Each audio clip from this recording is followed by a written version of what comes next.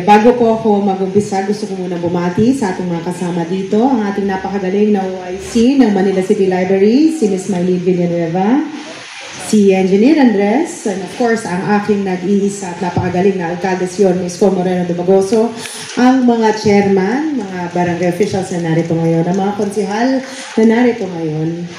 Alam niyo, nung kami po ay nangangampanya ni Yorme, isa lamang po ang sinabi namin na pareho kaming pinaglalaban. Yan po ay maibalik ang mga minimum basic needs ng mga Manilenyo. At isa po dyan ay ang pagsuporta sa pag-aaral o edukasyon ng mga kabataan. Pero nakakatuwa dahil halos magtatatlong buwan pa lang po kaming nakaupo. Pangalawang library na po ito nabubuksan dito sa ating lungsod. Dahil ganun po kagaling ang ating alkalde na si Ms. Col Moreno Dumagoso. Kaya palakpakan po natin siya. Pero personally, masaya ako sa inisyatibong to dahil kung dati nasasanay tayo na ang mga pumupunta lamang sa library ay mga kabataan, ngayon gusto niya maengganyo pati ang ating mga lolo at lola para matuto na rin mag-computer. Para hindi na kayo nahihirapan mag-Facebook. YouTube. Anyway, nandito po ako at susuporta ng buong buo sa abot ng aking mga kaya sa gustong mangyari ng ating alkalde. At isa nga po ito yun. Nandito ako sa inyong harapan para ipakilala ang isang tao na alam kong mahal na mahal niya na.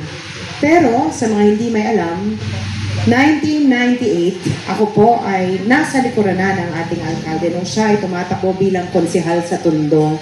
Dahil mga panahon na yun, ako po ay nakasuporta sa aking ama na siyang nangangampanya rin sa Tondo.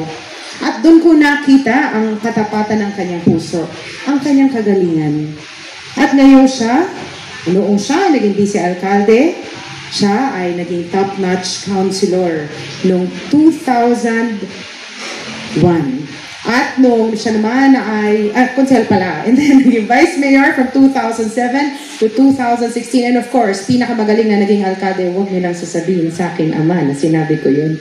Pero siya po ang masasabi kong pinakamagaling na naging alkalde ng Maynila dahil noong panahon ng pandemya, siya ang tumulong sa atin para kahit papaano makatayo tayo sa ating mga paa kahit na tayo ay dumanas ng mahirap na mga panahon na yun. Maaari rin tumangos ang ating ilong dahil siya po ay naging Undersecretary ng Department of Social Welfare and Development, Chairman ng National Railways Corporation, at talaga namang nakita natin ang buong buhay niya. Pinigay niya para makatulong sa mga taong bayan, lalo't lalo na sa mga Manilenyo. Hindi ko na po hahabaan ito dahil alam kong gusto niyo nang marinig. Dr. Maylene Villanueva, ang dami niyang pinapirmahan na permanent at promotion. Napirmahan ko na lahat. Wala pa tayong pera niyan. Sa ating Engineer Andres, masaya ako nakabalik si Andres. Mabilis na ulit ang kilos. Natutuwa ako dahil yung ating mga kasama sa departamento, lalong-lalo na dito sa distrito ninyo. O si Dandan. Gusto niyo bang mamit si Dandan? May palupa si Dandan. Tahimik doon. Walang chismoso doon. May masaya ako dahil araw-araw na ginawa ng Diyos. Yung iba nating mga kababayan na nagigipit sa puninarya, sa pagpapalibing, yung mga mahihirap nating kababayan. Ngayon, nagkaroon sila ng direktor ulit na may tenga na pinakikinggan yung hinaing at kakulangan ng ilan nating mahihirap na namatayan. Ayan, ang ating Direktor Dandan Tan. Nangangayayat pa ho yan. Kasi wala rin siyang tulog eh. Hindi rin siya nagpapahinga. Of course, sa ating mga barangay chairman na nandito, mga kagawad, secretary treasurer, mga tanod, lahat ng barangay officials, aking kapwa kawani, mga kabataan, nasa Gedli, At special mention ko lang yung aking mga paborito, mga lolo't lola ko. Pinaka-paborito ko yan. Palakas ang palakas yan. Insure ba naman ang tinitira nila eh. Dumarating na rin yung cake. Na-resume na rin yung cake. Nabalik na yung insure, nabalik na yung cake. Sa Oktubre, magkikita tayo. Maglulubi-lubi tayo. Hulyo, Agosto, Setyembre, bigayan na ng Oktubre. I love you. Malaking pera yan. 390 million. Yeah. Kahit wala tayong pera, basta ano lang, itatawid ko, iraraos ko. Kahit na tayo talaga iniwan, said na said. But then again, masaya ako, yung mga bata dyan sa daycare hindi maalis. Yung mga lolo't lola ko hindi maalis. Gamitin nyo muna yan. 1-2 sawa. Gusto ko lang kayo i-update. Alam nyo, 5-5 ang akusasyon ngayon sa mga taong gobyerno. Tama ba? Hindi naman natin masisisi ang taong bayan. Talagang talamak eh. At ang naperwisyo, mamamayan. Akalain mo Pilipino ngayon, pragman na. Pag umulan, swimming. Kaya nagalit ang taong bayan. Kaya ang taong bayan, naghihinagpis ng gigigil. I hope on what they're doing right now in the national government ay talagang merong mapanagot. Hayaan natin sila, yung mga proper forum, body, or ahensya ng gobyerno na mapapanagot ang mga may sala o nagkamali. Ngayon, tayo sa Maynila, iba ang approach. Ilagay sa tama yung mali. Pagka mali, pinapagalitan. Pero hindi pwedeng galit lamang. Kailangan i-guide mo rin paano itama. Tingnan po ninyo. Nais kong ipabatid sa inyong lahat dito sa Tercera Distrito.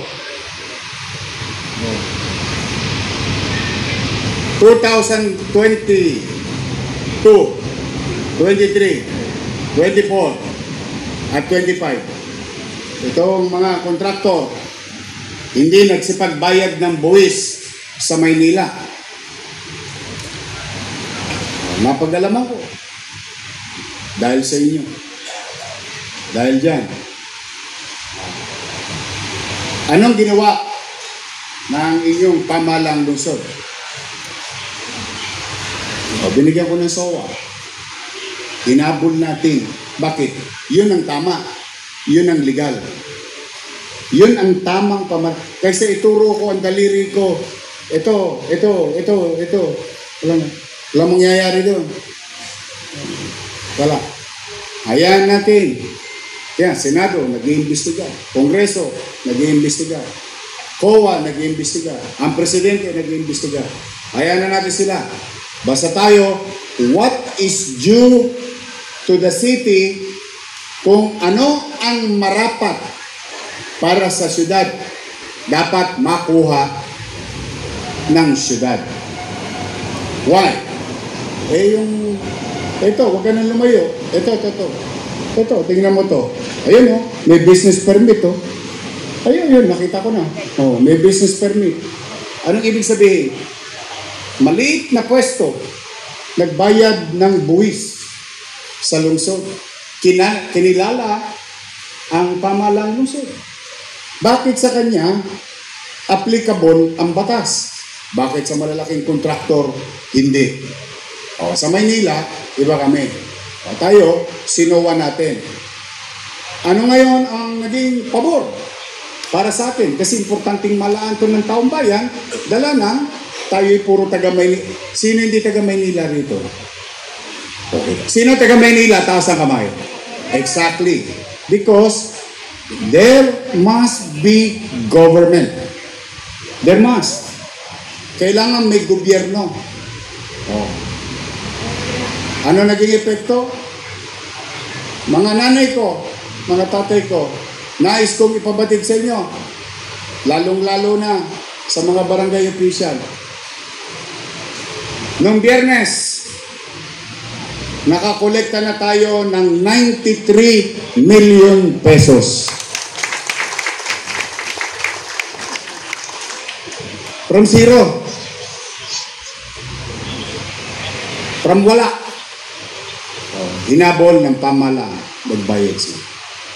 O, yung paano, Yorme, paano yung hindi magbabayad? Huwag kayo mag-alala. Ito nga, dinimanda ko eh. Dinimanda ko yan, kriminal. Bakit? Yun ang tama, kaysa akusahan ko eh. Di ba, kaysa turo ko lang na yung turo daliri ko. The legal way, the proper way. 93 million. Gusto ko ipaalam, lalo na rito. May mga karanasan sa Rasak. Malapit sa inyo to eh, di ba? Gusto ko ipaalam sa inyo. Yung sinira na building ng kontraktor noong Biyernes, nagbayad sila 10.4 million pesos sa lungsod ng Maynila.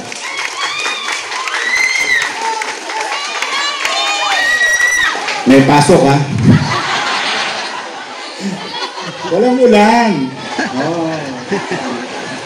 Yung mga bata kasi, Yorme, baha naman. Tiri kang araw. Ay, mag-aral kayo maigi. Ang ganda ng library nyo ito. Kwento ko mamaya. Kinukwento ko lang muna, saan tayo papunta? At ano ang mga dahilan? Na kung bakit ka kailangan magalit, at kailangan ka magpatawad, at kailangan mo mag-gobyerno. Dahil wala namang perpektong sitwasyon. Pero ang isang resulta, hindi pwedeng maitanggi na mukhang tama ang ginagawa ng inyong pamahalaang lungsod. Biriin ninyo, mga nanay ko, mga tatay ko, paano halimbawa, katulad ng dating sinundan ko, ikinipik balikat lang ng lahat ng ito. Magkano nawala sa atin? Malaking pera. Bakit siya? Pinagbabayad natin. Ayan. Nakita yung permit kayo. May permit. Nakita ko yung logo. Bakit siya? Nagbabayad ng 5 bulig, 3 bulig, o 7 bulig. Malamang yan, taon-taon, 10, tansya ko dyan, ha? Mahina na 10 bulig dyan, 1 taon. Bakit siya? Nagbabayad. Bakit sila? Hindi.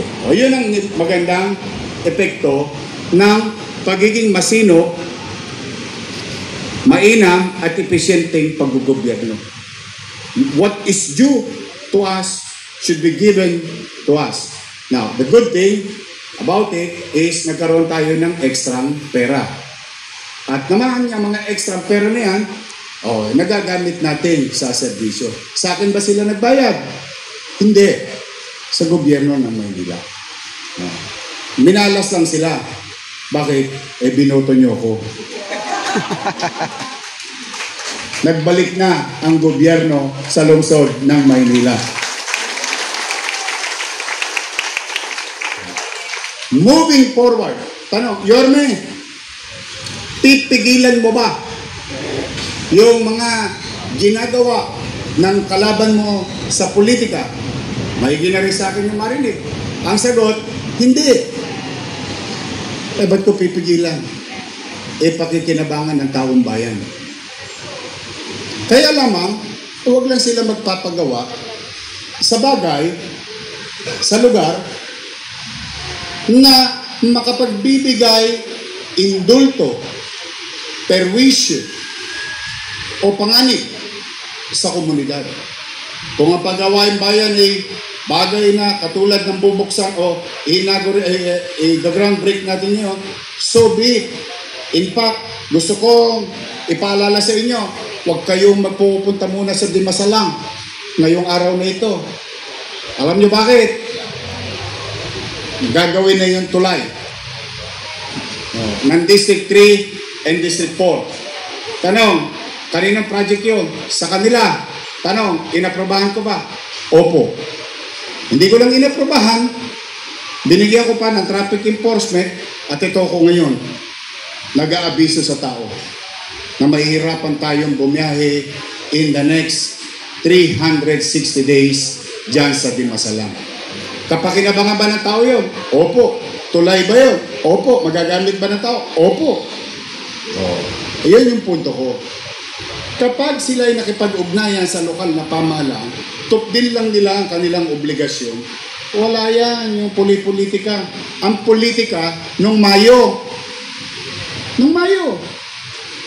After nun, may desisyon ang tao. We have to work together. Yun ang importante. Diyan maraming namamali. Yung salitaan, personal lang yan. Bakit ko idadamay yung personal na sakit ng puso ko sa mga bagay na sinabi nila sa pamamahala sa tao? Yung sinabi nilang masakit sa akin, ako lang ang nasaktan. Bakit kailangan ko saktan sila at mapahamak, malagay sa sitwasyon ang taong bayan? Pwede ko naman isang tabi yung akin. Bakit? Di ba mga lingkod bayan kami? Supposed to be. Paglilingkod sa tao ang mahalaga. Ngayon, kung sino may mali, may husgado. May investigasyon. Sino magsasabing tama o mali, hayaan natin ang tamang ahensya ng gobyerno. But for the meantime, sa ating mga nakikinig sa Nangka, sa harapan, hanggang dyan sa Kodli, at dito sa Wakali, may gobyerno na sa lungsod ng Maynila. Today, we are going to groundbreak something that is new. New facility with old principle. Library. Silid Aklatan. At hindi lang to puro libro. I would like to inform yung ating mga, ito na naman, special mention na naman kayo. Mga lolo't lola ko. Sa inyo ito, at mga kabataan, sa inyo to. Sigurado ako tiyak to, hindi na tayo maghahanap ng taong pumunta sa library. Feeling ko yung mga kabataan, sigurado ako pupunta yung library natin. Alam bakit? Pag nadali natin to, puro Apple ang lalagay natin computer dyan. Kita ninyo, kwento pa lang. Laway pa lang yun. Paano pag nagkatotoo na? Yes, we will modernize our library. While we have the physical book, but also we will adapt to technology so that everyone will have an access to it. Equal opportunity in this type of equipment and better. And that's why we will continue to invest to minimum basic needs, MBN, housing, education, healthcare, and jobs. We will not stop investing to this minimum basic needs. Who would thought? Kayo na po sumagot. Tanungin niyo po, tanungin niyo ang sarili niyo at kayo na rin na sumagot. Sino mag-aakala talagang mapaglaro ang tadhana? Paglaro talaga tadhana. At ang Diyos, maraming pamamaraan.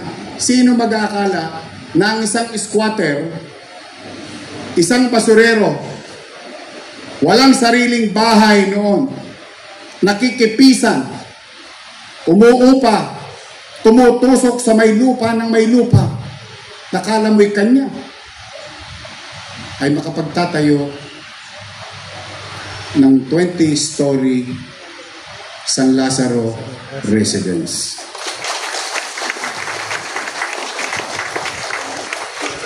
Sino makikinabang? Mamamayan, pamilyang Manileño. Talagang mapaglaro ang tadhana. Yung squatter, nakapagpatayo ng pabahay, sa kapwa squatter. Tingnan mo talaga, ano? Hindi mo talaga masasabi ang buhay ng tao. Kaya ako'y naniniwala, hindi ako nawawala ng lakas ng loob na kahit na wala tayo, sa totoo lang, ayoko ng asinan ng sugat at kalamansiin ng sugat Pero talagang gano'ng kahabdi ang katatayuan natin. Pero, hindi ako titigil. Loobin nawa ng Diyos na bigyan ako ng lakas ng pangangatawan. Hindi ako titigil ng maghanap ng mga bagay na kayang magbigay ng serbisyong mapapakinabangan ng mga bata sa lungsod ng Maynila. We are going to inaugurate with a total of 2,118 square meter, 5-story. Itong library ninyo. At hindi dyan hinto yan. Gusto ko na kayong i-update because this is budget month. In a matter of few weeks, there will be budget deliberation in the Sangguniang Panglungsod ng inyong konseho ng Maynila. And I would like to update you. Yes, maaaring salat tayo. Pero huwag kayong mag-alala. Hanggat kaya kong unatin ng goma, o unatin ko, makaraos lang tayo. Next year,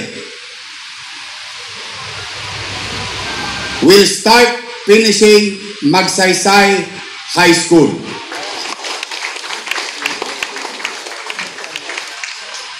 Next year, here again in 3rd District, we will build NDRRMO Flood Monitoring Command Center here in 3rd District. Next year, we will build Binondominium 2 in 3rd District. Familiar ba kayo sa San Nicolas? Sino nakinabang? Yung squatter sa gitna. Nung natayo yung Binondominium 1, dinuro, inakyat, bakante yung space. 3 years ng bakante. The purpose is to build another, but nobody built. But we will build Binondominium 2 para sa susunod na squatter doon sa gitna ng Valderrama, San Nicolas, Binondo, Maynila.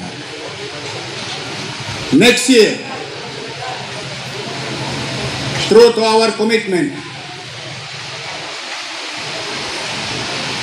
we will start groundbreaking Pamantasan Lungsod ng Maynila College of Medicine. We will produce more doctors, more nurses, or all other allied healthcare courses. Today, we are only producing about a few hundreds. But, may awa ang Diyos. Tayo na ang may pinakamalaking healthcare program sa buong Pilipinas. 7 na ang ospital natin dahil binuksan na natin yung Baseco Hospital. We have 44 health centers, 7 hospitals. Then, it is time, it is right, and aligned with our minimum basic needs to produce more doctors on our own. Magaling ang PLM, top-notch ang PLM, pero walang espasyo. Kung maalala ninyo, pinagawa natin yung ospital ng Maynila, yung bago. Nakita niyo yung luma? Dudurugin natin yon. Magtatayo tayo ng modernong Pamantasan Lungsod ng Maynila College of Medicine. You know how many possible students? 5,000 students of allied health courses. Yes. We will be part of the nation building. We'll produce more medical professionals in the city of Manila. Tuloy-tuloy yan. Kaya, umanatag kayo, mga nanay, tatay ko, mga barangay chairman, pinatawad ko na kayo, ha? Nakikinig yung mga constituents nyo. Tama, natatawa sila. Buti na lang, hindi kayo nakinig sa kanila. Life must move on. We must move on. Tigilan nyo na yan. Okay na yan. Pumanatag na kayo. Nakita ko na yung paborito ko, si Cortez, oh. Alam mo, ito let me, why am I like this? Sino dito ang nanay? Sino ang tatay? Madalit salita, halos lahat kayo magulang. And let me put this in this situation. Being a parent,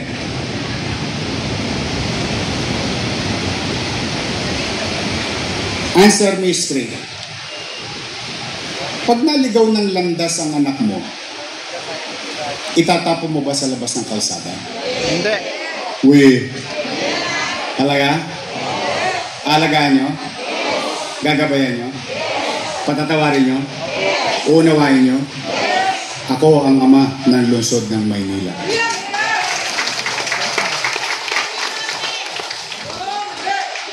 That's the way it is.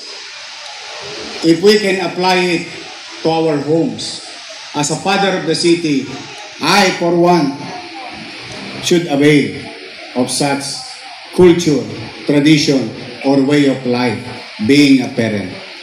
Ganun lang yun. Pag naligaw, mapipitik mo sa tenga ng kaunti, tigas-tigas yung ulo mo. Papalay mo sa wepax. Ang mahirap, pag napalo ka ng hanger, ng araw, nilatay. But that's how being a parent. Huwag kayong matatakot na kayo pagagalitan ng inyong magulang from time to time. Because walang magulang ang makatitiis sa kanyang anak. Matitiis ko ba kayo? Yeah. At the end of the day, Manileño kayo. At the end of the day, mayor ako. Meron akong obligasyon sa inyo. At the same manner, kung nagagawa nyo sa anak ninyo, kaya ko rin gawin sa mga anak kong 2 milyong Manileño sa lungsod ng Maynila. Pangalawa, ang Panginoon ba? Whether si Jesus, si Allah, kung sino man ang Panginoon ninyo. I hope nasa langit, huwag yung nasa ibaba. Matanong ko lang kayo, mapagpatawad ba ang Diyos? Naniniwala kayo? Talaga? Kahit anong kasalanan natin, ang pakiramdam natin, patatawarin tayo ng Diyos? Tama ba? Kung ang Diyos nagpapatawad, ako pa kaya? Who am I? Tanong, wala ba akong kasalanan sa buhay? Hindi totoo yun. Kamali din ako.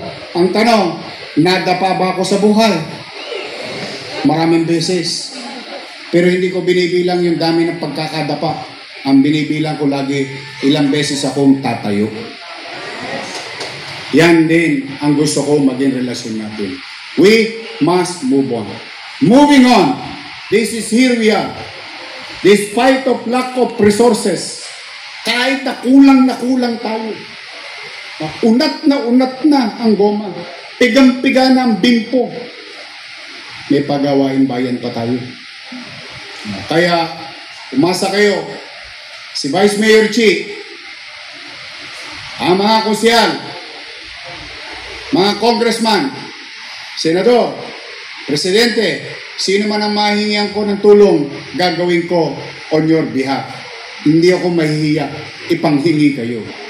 Ngayon, nandito tayo para sa ating mga anak